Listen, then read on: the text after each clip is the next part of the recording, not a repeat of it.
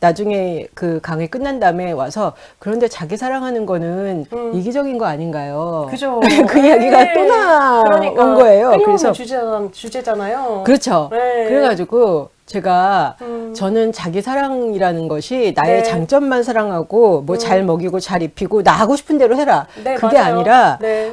자기 사랑한다는 거는 자기 장점뿐만 아니라 약점, 그다음에 연약함도 다 이렇게 그쵸. 받아들이는 거라고 네네. 생각을 한다. 그리고 고린도전서에 보면 그 13장에 그 사랑장이 있잖아요. 네네, 맞아요. 사랑은 온유하고 오래 참고 또 네네. 뭐죠? 온유하고 오래 참고 예, 성내지 않고 네. 자기의 유익을 추구하지 않고 이렇게 여러 가지가 네, 쭉 맞아요. 있잖아요. 네네. 그래서 제가 그 고린도전서 13장의 그 사랑에 대한 이야기들을 자신한테 한번 적용을 해봐라. 네네. 나한테 어떻게 해야 되는지 그럼에도 불구하고 그게 이기적이라고 생각하시는지 한번 좀 살펴보시라라고 말씀을 드렸어요. 네네. 근데 제 느낌에는 저도 예전에 손 들고 그런 거 물어봤어요.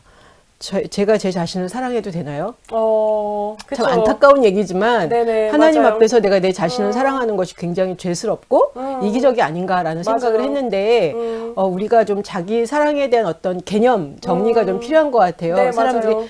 love yourself 그러면은 네 하고 싶은 대로 다 해. 자꾸만 이 생각을 하시는 것 맞아요. 같아요. 방종, 자유와 예, 방종 예, 이 개념에서 헷갈리시죠? 예. 그래서 너 하고 싶은 대로 다 하라는 게 자기 사랑이 아니라 당신의 장점뿐만 아니라 약점과 연약함도 다 품어서 당신 자신의 삶을 살아내는 것이 자기 사랑이다라고 저는 다시 한번 말씀드리고 싶고요. 네네. 이 책에서도 보면은 이 참 소중한 나에서 그 이야기를 좀 지속적으로 이렇게 하고 있는 것 같습니다. 네네. 맞습니다. 그 20페이지에 이런 이야기가 나오는데요. 자신에 대해 믿음을 갖는다는 것, 네. 한 인간으로서 그 누구도 침해할 수 없는 신적 가치를 하나님께로부터 부여받아 지니고 있다는 사실을 알기 때문에 나는 나를 있는 그대로 받아들일 수 있고 나 자신이 선한 존재란 사실을 믿을 수 있으며 있는 그대로 꾸밈 없이 이 세상을 살아가도 된다는 사실을 믿는다라고 이야기를 했어요. 네, 그러니까 맞아요. 자기 자신에 대한 믿음 갖는 것도 되게 불편하게 생각하시는 분들이 많이 있잖아요. 그렇죠. 자기 신뢰에 대해서도.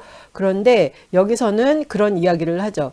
나를 있는 그대로 받아들일 수 있고 나 자신이 선한 존재라는 사실을 믿을 수 있고 있는 그대로 내 모습 그대로 꾸밈 없이 이 세상을 살아가도 된다는 그 사실을 믿는다. 네. 왜냐하면 저는 하나님의 형상이기 때문에라고 맞아요. 이제 덧붙여서 네. 이야기를 하고 있고요. 네. 또 여기 21페이지에 보면 자신의 가치를 느끼는 것은 자신의 능력을 자랑하여 부풀린다는 의미가 아니다. 오히려 모든 종류의 약점과 한계 상황 속에서도 자신의 고유한 가치를 의식하는 것을 의미한다라고 이야기를 하고 있어요. 네네. 예. 감동적이죠. 네, 그래서 네. 저는 정말 이 글들을 보면서 마음에 이렇게 너무나 치유가 임한다. 그죠. 네, 위로가 되게 되잖아요. 예. 이렇게 살아도 괜찮아라고 얘기를 하시는 거잖아요. 그렇죠. 항상 우리는 뭔가 이제 고쳐서 나를 조금 더 나은 인간으로 만들어야지, 조금 더 이제 예수님 가까운 성화의 모습으로 만들어야지가 우리의 이제 필사적인 십자가라고 느끼고 사실 그렇게 못하는 자신에 대해서 죄책감을 느꼈잖아요. 평생 그렇게 살아왔어요. 그러니까요. 비참하게. 그런데 이제 여기서는 뭐 그것도 아니다. 네. 뭐 너를 이제 받아들여주고 너를 그냥 수용해주고 너를 신뢰해줘라. 그런데 그게 너 자체에 대해서가 아니라 사실은 너를 만드신 분이 하나님이시기 때문에 그분에 대한 신뢰가 있기 때문에 너에 대해서도 신뢰를 주어도 괜찮다라고 이야기를 하는 거잖아요. 그렇죠. 거기다 제가 이제 그런 얘기도 강의하다가 그런 얘기도 했었어요. 누가 나 자신을 가장 잘 알까요? 네네. 그랬더니 한 분이 이렇게 네. 예수님 이러시더라고요. 아, 그 얘기 엄청 많이 들었어. 네. 그리고 저도 그렇게 엄청 많이 이야기를 했어. 그렇죠. 맞아요. 머리털까지 아시니까요. 네, 그래서 네, 예수님도 저를 잘 아시겠죠. 네. 그런데 예수님뿐만 아니라 저는 제 자신이 저를 가장 잘 안다라고 생각을 한다. 그래서 나의 필요를 채울 수 있는 거는 저는 저라고 생각을 한다.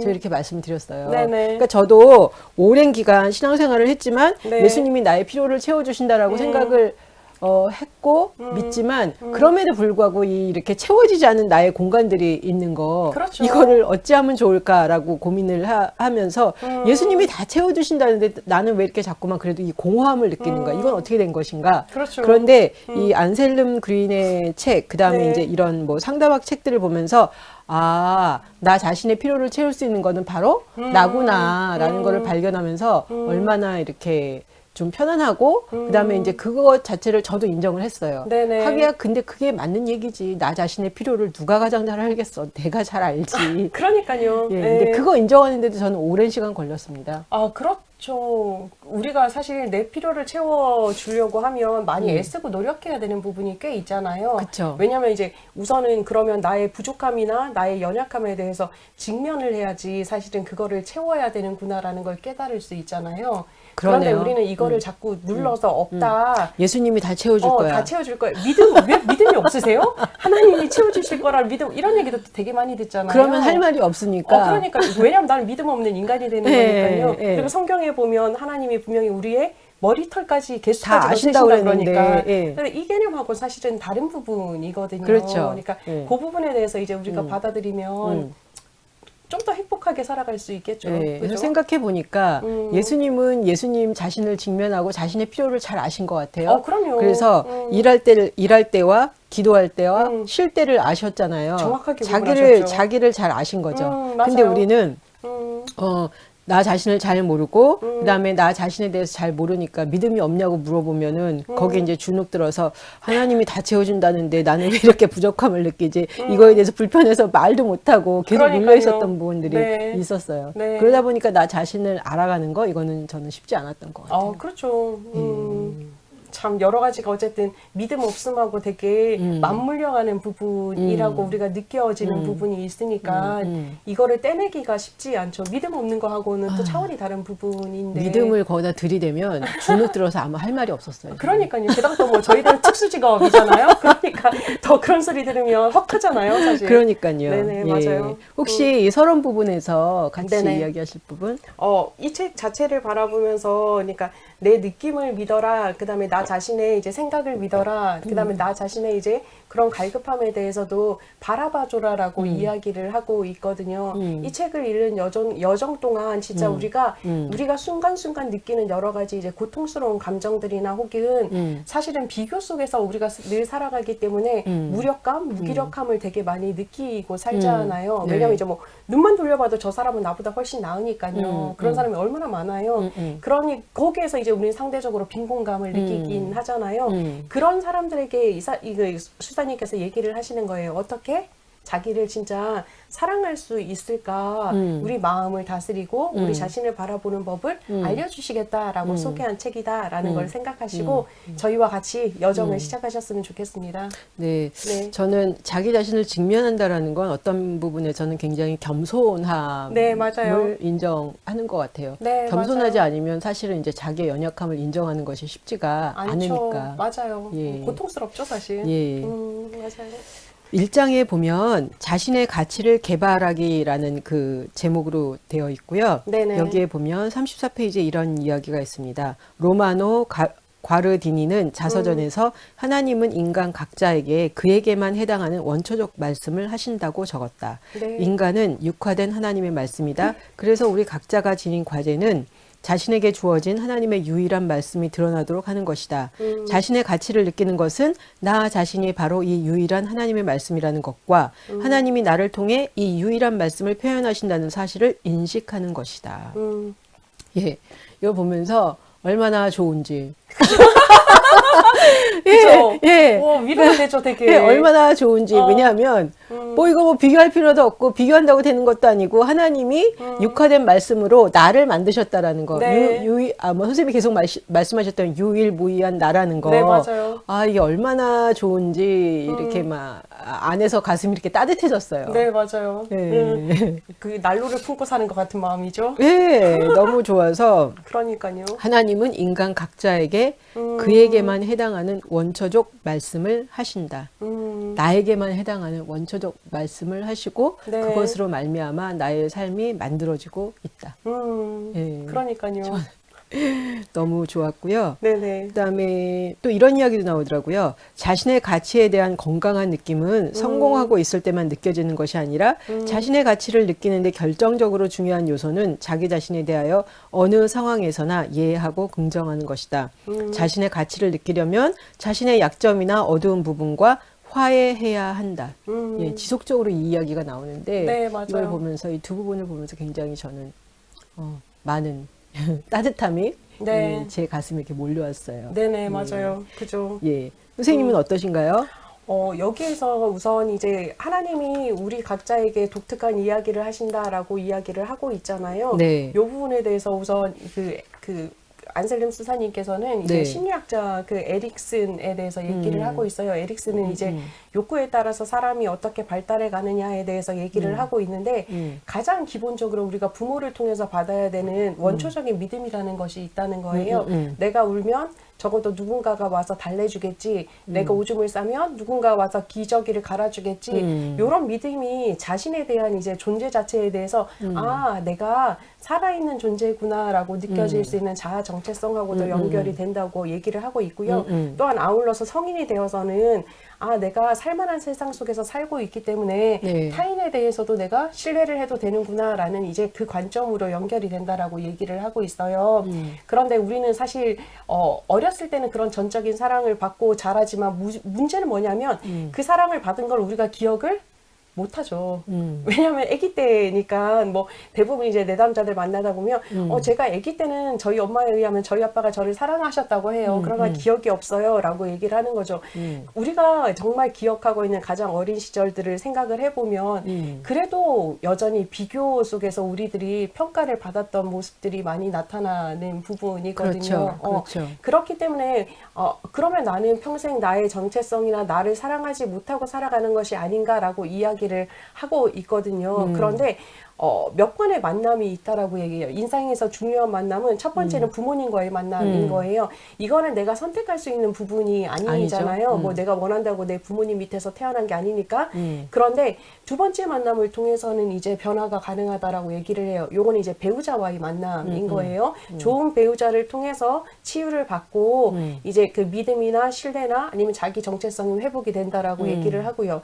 세 번째 이제 만남은 뭐냐면 하나님과의 만남인 거예요. 우리가 끊임없이 나를 전적으로 수용해주고 받아주시는 분이 계시고 내가 뭐 나 자신을 싫어할지라도 내 자신이 괜찮다라고 끊임없이 얘기해 주시는 분이 있다라는 것을 계속적으로 생각을 하면 우리들이 조금 더 건강하게 자신의 가치 그리고 자신의 존재성 그 다음에 이제 뭐 타인에 대한 신뢰성까지 발달시킬 수 있지 않을까라는 거를 생각해 보셨으면 좋겠다라는 것과요. 또 한 가지는 뭐냐면 우리가 우리 자신의 가치를 알아주지 않으면 아무도 우리의 가치를 알아줄 수 없다라는 거예요. 왜냐하면 그래요. 제가 이제 뭐 선생님한테 선생님 너무 뭐 이것 저것 너무 잘하세요. 강의도 너무 잘하세요. 그러는데 선생님은 계속 컴플렉스가 있으신 거예요. 그래서 아우 제가 뭐요. 전 입이 둔한 사람이에요. 막 이렇게 얘기를 해요. 그러면 제가 더 이상 칭찬을 할 수 없잖아요. 왜냐하면 본인이 안 받아들이니까요. 요즘엔 누가 저한테 그런 칭찬하면 뭐라 그러냐면 감사합니다 이래요. 보세요. 정말 좋은 반응이거든요. 그러니까 내가 이제 뭐 내가 생각했을 때 내가 완전 뛰어나다라고 생각하지 않아도 적어도 내가 이거는 그래도 괜찮다라고 느껴졌을 때는 아 맞습니다. 나는 잘합니다. 감사합니다라고 받아들일 수 있으면 이게 이제 자기에 대한 좋은 느낌 개발하기이거든요. 이러면 조금 더 나의 정체성도 올라가고요. 나 자신이 조금 더 유일무이한 존재임을 정말 계속적으로 확인할 수 있다라는 걸 생각하셨으면 좋겠어요. 그래서 저는 또 요즘에 그렇죠. 아우 그렇게 봐주시니 너무 감사합니다. 그러니까요. 네, 그러면서 저도 편안해지고 서로 이렇게 편하고 네, 약간 민망은 하잖아요. 사실 그런 얘기하면. 아니 뭐 별로 그런 생각 안 들어요. 진짜요? 되게 좋으신데요? 우리 상대방이 저를 이렇게 잘 봐주셔서 너무 감사하고 네네. 저도 거기에 이렇게 보답하고 싶은 마음 네네. 그런 거 있고요. 네네. 그래서 그냥 그걸 액면 그대로 잘 받고 예전은 근데 저 잘 못하는데 그렇게까지는 얘기 안 했는데 네네. 주변에 가끔 보면 이렇게 칭찬을 해드렸는데 아니라고 나 잘 못한다고 아니라고 막 그러신 분들이 있잖아요. 네, 맞아요. 근데 그게 겸손이 아니라 어떻게 보면은 그 자기 자신에 대한 그 어떤 평가에 있어서도 가치에 대해서도 별로 인정을 하지 않는 것 같아서 제가 보기에도 별로 좋지 않더라고요. 네, 그래서 맞아요. 그렇게 하시는 거 별로 이렇게 썩 좋은 것 같지 않습니다라고 이제 맞아요. 말씀을 드리고 있어요. 근데 사실은 그게 겸손이라고 우리는 많이 배워왔잖아요, 사실은. 그렇죠. 근데 그게 겸손은 아니고요. 저는 어떻게 느껴지냐면 나를 만드시고 내게 달란트, 재능을 주신 하나님에 대해서도 무시한다라고 느껴지는 거예요. 그렇죠. 왜냐하면 이제 우리 각자가 어쨌든 군뱅이도 구르는 재주가 있다라고 우리 속담에서 말하는 것처럼 누구나 각자의 달란트가 있단 말이죠. 그거를 내가 자꾸 무시하는 거는 내게 주신 그분을 무시하는 것 같다라는 그렇죠. 느낌이 전 있는 거죠. 네. 좀 안타깝죠, 그거는. 네. 좋은 의미에서 자기 네. 자신을 긍정하고 그렇죠. 그리고 이렇게 자기 자신을 긍정하고 소중히 여기는 사람을 보면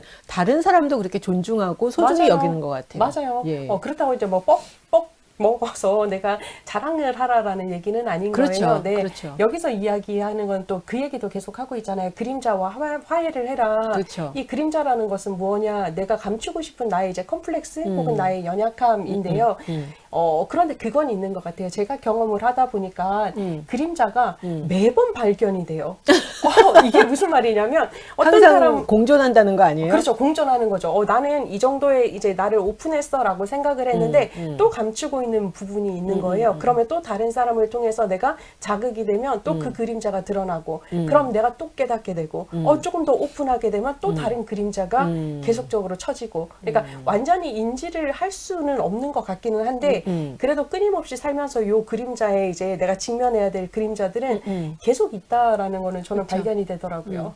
그러니까 제가 예전에 어떤 책을 읽었는데 네네. 그 이야기를 하더라고요. 우리는 좋고 나쁨이 있으면 좋은 것만 잡으려고 하는데 네네. 사실은 양면성이 동시에 존재하는 것이고 네, 맞아요. 나는 이제 좋은 것만 보려고 하는데 동전의 양면처럼 나쁨도 그거를 같이 맞아요. 갖고 있는 것이다. 네. 예. 그래서 그럼요. 그거를 저희가 인지를 하면 조금 더 이렇게 마음의 여유도 있고 나의 그 장점도 보이지만 단점도 네네. 그것으로 인한 단점도 분명히 있음을 조금 더 우리가 좀 이해하고 받아들일 수 있는 것 같습니다. 네네, 그죠. 네. 여기 그 44페이지, 5페이지에요. 이런 네네. 얘기가 있는데요. 자신이 된다는 것은 참된 자신으로 돌아오는 것을 의미하고 네네. 다른 사람들의 평가로부터 독립적이 되는 것을 의미한다. 당신의 삶의 역사가 당신의 자본입니다. 만약 당신이 지나온 삶의 길과 화해한다면 설령 그 길이 어려움이 많이 있더라도 그 어려움조차 많은 사람들을 위한 열매를 맺는데 좋은 걸음이 될 것입니다. 라고 이야기를 하고 있어요. 네네. 그래서 그 자기 자신이 된다는 것, 이거는 자기 자신으로 돌아오는 것을 의미하고 다른 사람들의 평가로부터 독립되는 것, 네네. 자유하게 되는 것. 네네. 예. 사람이 다른 사람의 그 평가에 대해서 완전히 뭐 상관하지 않고 사는 거는 쉽지 않지만 그렇죠. 때로는 다른 사람의 평가에 그 내 존재 자체가 흔들릴 때도 있잖아요. 아, 그럼요. 네. 그럴 때가 많이 있는데 절대로 그럴 필요가 없다. 없다는 거죠. 네, 자기 맞아요. 자신이 된다는 거는 자기 삶을 어떻게 보면 이렇게 중심을 유지하고 다른 사람의 평가로부터도 독립하는 것이다. 자유해지는 것이다. 거기다 또 여기서 이제 이걸 보면서 참 좋았는데 당신의 삶의 역사가 당신의 자본입니다. 그렇죠. 너무 감동적이죠. 네, 그러니까 네. 뭐 때로는 보면 내 삶의 역사에 이렇게 딱 지워버리고 싶은 부분도 있고 이거는 자본이 될 수 없어라고 이제 맞아요. 이야기를 할 수도 하고 싶지만 네. 사실은 보면 그 오프라 윈프리 네네. 또 보면 삶의 역경과 어려움이 되게 많았잖아요. 네, 맞아요. 근데 그 자체가 다 그 오프라 윈프리의 삶의 자본이 되는 거잖아요. 맞아요. 이야기거리가 됐죠, 사실. 예. 네. 그리고 그럼에도 불구하고 이렇게 새롭게 살아가는 거를 보면서 많은 사람들한테 감동을 주는 거잖아요. 그렇죠. 우리는 이게 내가 잘하고 있는 부분은 너무 좋은 거. 그리고 이거는 내세우고 싶고 나의 연약한 부분은 내세우고 싶지 않은데 어떻게 보면 그 연약한 부분을 이렇게 드러냈을 때 다른 사람들이 이렇게 위안을 받고 그럼에도 불구하고 나도 이렇게 살 수 있구나라는 것을 알게 되는 거잖아요. 네, 그래서 저는 맞아요. 그 점에서 나의 그 삶의 역사가 나의 자본이 된다라는 거, 그 진주가 된다? 네네, 맞아요. 예, 그 생각이 깎아야죠. 드네요. 그죠. 우리 지금 댓글 올라왔는데요. 네. 되게 좋은 이야기를 교회에서 들으셨네요. 과도한 겸손은 하나님이 주신 재능과 능력을 무시하는 또 다른 교만이라고 목사님께서 설교하셨대요. 동전 네. 양면 이야기도 되게 좋은 설교하시는 목사님이시네요. 그러네요. 네. 예. 그래서 저희가 그 양면에 대해서 항상 생각을 하면 그렇게 교만할 필요도 없고 맞아요. 자기 비하를 할 필요도 없어요. 없고 그냥 맞아요. 있는 그대로 이렇게 받아들이는 네, 예. 맞아요. 그게 참 중요하다라는 생각이 듭니다. 네, 맞습니다. 예. 46페이지 제가 네네. 조금 읽어볼게요. 네. 여기 보면서 이